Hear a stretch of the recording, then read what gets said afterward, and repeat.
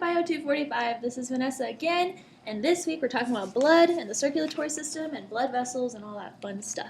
So we're going to kick this off by talking about blood and its components and what makes it up.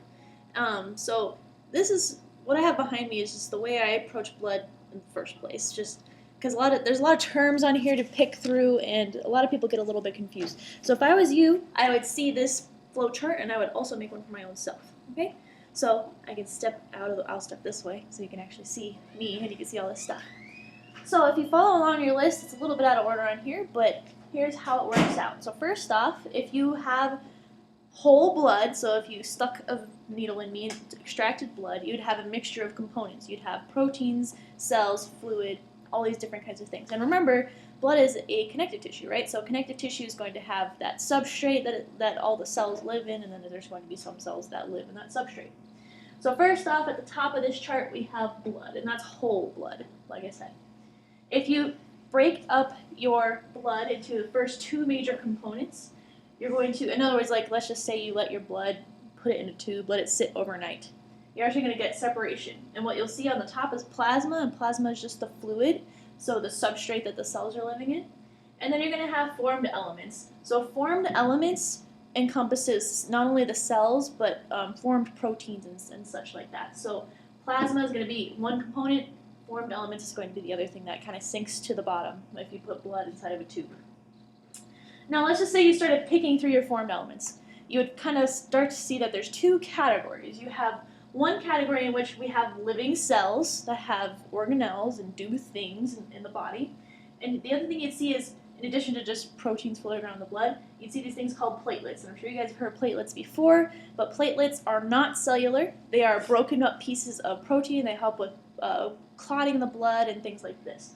So platelets, one thing that you'd see, and then you'd also see live cells. Now, if you were to pick through those little cells, you would start to see that there's two basic types that you can tell apart from each other. One's going to be red blood cells. In our class, we'll be referring to them as erythrocytes. So I don't want to see RBCs on your practicals or quizzes. I want to see the word erythrocyte. So you'll see erythrocytes, or red blood cells, that look kind of like this. Got a nice little model here.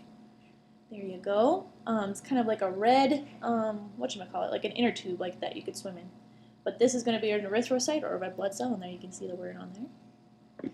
And then you're going to see white blood cells or leukocytes. Now, white blood cells or leukocytes are more complex looking. They're larger than a red blood cell. They have nuclei to them. A red blood cell does not have a nucleus. You can kind of see it's got this concavity going on here, so there's no nucleus to speak of. These cells don't live very long. They're regenerated all the time. And then with white blood cells, like I said, they're larger, more complex, and they have big nuclei with very distinctive shapes that help to identify them. Okay, so red blood cells is kind of it. It doesn't get more complicated than that. With our leukocytes, however, you can break those down even further into two broad categories. First off, you'll have something called a granulocyte, and just to show you an example of granulocyte versus not a granulocyte. So here would be an example of a granulocyte. You can see that the cell, like I said, is more complex. It has this interesting looking nucleus going on here. Yes, this is a nucleus. And you can also see that it's got these specks littered throughout the cell that you've probably never seen as just a normal organelle before. These aren't ribosomes, these are just granules. These are different. So you'll have granulocytes, all meaning is a cell with granules. And then you'll have agranulocytes, like this one. So you can see that like the cytoplasm here is kind of speckled, but these aren't granules. These are just probably proteins floating around in the cytosol, maybe ribosomes or something like that. So granulocytes versus agranulocytes, and you can see they're quite different from one another. After you have your two broad categories of your leukocytes, you can break those down further. So again, here's your granulocytes, here's your agranulocytes, just to point it out on the actual thing.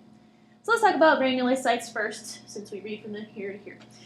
So for the granulocytes, the easiest way to tell them apart is by the color of their granules, and I shall show you right now. I'm going to go like this. Look how fancy. Alright, let's put these back actually so you can kind of see them. Alright, so here's our three granulocyte types. And you can see that they have different colored granules, and they all even have different looking nuclei. So first off, you can see that there's this guy with the dark colored granules, very different from these two, right? And then you can see that these two, they both have red granules going on, but this one here, the cytoplasm, is not so purple, and this one's more purpley. I'm going to tell you why this is significant. So the way that these guys are named, let's see if I can tilt this a little more so you can actually see their names. They're kind of curled up. Anyway, so the way that these are named are based on their dye, how you dye them so that you can actually see them in solution underneath the microscope. So the color that they take up is based on the kind of dye, so that's how they're named. First off, we have this guy. This is going to be our basophil. Basophil is named for the dye that we use to dye the cells. So in this case, we have basic dye, and that basic dye looks purple or black or even dark blue. So that's why we have basophils. Okay, so there's our bluish, blackish, purplish guy. Okay, we're next going to move on to this one actually. So this one is eosinophil. Eosinophil is named for an acidic red or orange dye called eosin. Makes sense. Phil, as you guys should know, means love. So the eosinophil loves the eosin dye. So it's that reddish, orangish, pinkish kind of color, right? Now neutrophil is a little different. So whenever you're doing a stain for blood, what you're going to just put on both dye and you're going to see what happens. You're going to put on your basic dye, you're going to put on your eosin, and you're going to be like, okay, what's picking up dye and what's not. The neutrophil is interesting because the neutrophil picks up both. So you can see that it's got these red granules going on, but that the cytoplasm is purpley just like in our basophil, right? So it's kind of a combination of both. Hence, neutrophil, because if we have an acidic dye and we have a basic dye, as you guys know, acid plus base equals a neutral, right? Neutral plus salt. So in this case, we have acid plus base, neutrophil, because it's taking up both dye. There you go. As you can see, the eosinophil and basophil, they morphologically look very similar. They both have this kind of horseshoe-shaped nucleus. Yes, this is a nucleus. Like I said, it's just kind of weird looking. But if you look at our neutrophil, it's very distinctive. It has what they call lobes of the nucleus, and it can have anywhere between 3 and 5 lobes. This one kind of has 3 big lobes attached by that little stringy bit there. But there's your granulocytes. Eosinophil, neutrophil, and basophil. Okay, and like I said, they're just named after the types of dye that they're picking up, and it's really that simple. All right, the next category, or the last category we have, are our leukocytes. Leukocytes are just, like I said, white blood cells. Oh shoots, I think we lost one of our labels. That's okay. You guys hopefully will understand what's going on here. So like I said, these are our A granulocytes, and you can see on both cases that you don't really see those big granules like we saw in the granulocytes. Like I said, this guy's kind of peppered a little bit, but they aren't the big 3-dimensional granules like we saw before. So here is a monocyte.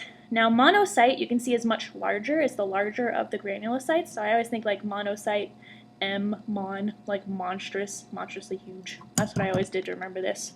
And it has this fat horseshoe shape for the nucleus. For those granulocytes, you saw that they had like, it was like a horseshoe shape, but they had a skinny bit in the middle. So like, for example, our basophil, just so you can see, it's got that horseshoe, but it's not a big fat horseshoe. Same with our eosinophil, which had just like the skinny bit, so it looks like a life preserver or something like that. There you can go. There's that little skinny bit connecting the horseshoe. For the monocyte, however, it's a big fat horseshoe, like that.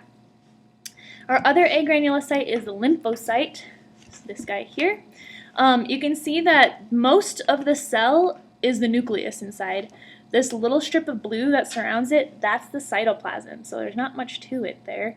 So it's very distinctive, very easy to tell apart from all these other guys because round nucleus taking up majority of the cell's space. Alright, so there's our individual models. These are the easiest ones to identify, but you should be able to identify these blood cells in almost any kind of model. So here's one that has all of them, and I'll kind of lead you through. Let's see if I can get it in the shot here. Excellent. Okay, so right off the bat, you notice that we have the plasma, and that's going to be the extracellular matrix, so that's great. We have the cell suspended in, that's extracellular matrix, so connective tissue, as you guys should remember. We have our erythrocytes, which are just these little red inner tubes, and right away I start to notice a few things, and this is going less by category and more just based on what I know about the morphology of these cells. But I'm seeing these really super huge cells, really big compared to everything else, with these fat horseshoes. So these are going to be our monocytes, and again, huge, monstrously huge monocytes, right? The other thing I see in this case are these cells here that are mostly nucleus with just a tiny strip of the cytoplasm around it, and these are going to be our lymphocytes. So already we've identified both of our agranulocytes, so that's pretty cool. You notice that there's two different kinds of lymphocytes. Technically there's a small lymphocyte and a large lymphocyte, but you don't got to worry about all that. All you got to know is lymphocyte. So big nucleus, tiny strip of cytoplasm. Lastly, we're going to pick out our granulocytes, and right away you'll see it's pretty easy. So, for example, here's this guy. You can see that it's very bumpy. Unfortunately, it's bumpy, similar to our monocytes, so it's difficult to see the granules. But you can see it has these crazy looking nuclei with multiple lobes going on. Same with this one right here, right? It's multiple lobes. Nothing else has anything quite like that other than neutrophils. So neutrophils are very easy to identify just based on nucleus morphology alone. Up here, we have kind of that horseshoe shape with the skinny bit in the middle, but also in this case, there are red colored granules. So this is going to be our eosinophil. Very easy to distinguish for sure from our neutrophils, which have those crazy looking nuclei. Lastly, and I think, yes, you can see it now. Lastly, in the bottom corner, we have this guy here. This is the basophil, and you can tell that it has these dark colored granules, and again, kind of that, well, this is kind of a weird nucleus, but generally they're kind of horseshoe shaped. And on this model, you can see that there's really only the one basophil. This actually represents the percentage of the cells pretty well. Basophils are pretty rare. They're the rarest cell that you can find in a blood sample. So anyway, that's how to identify all these cells, and that's how the breakdown of blood in general, from the extracellular matrix down to the actual cellular components. So I hope you guys enjoyed that, and I guess I'll see you next week to talk more about bloods and blood vessels.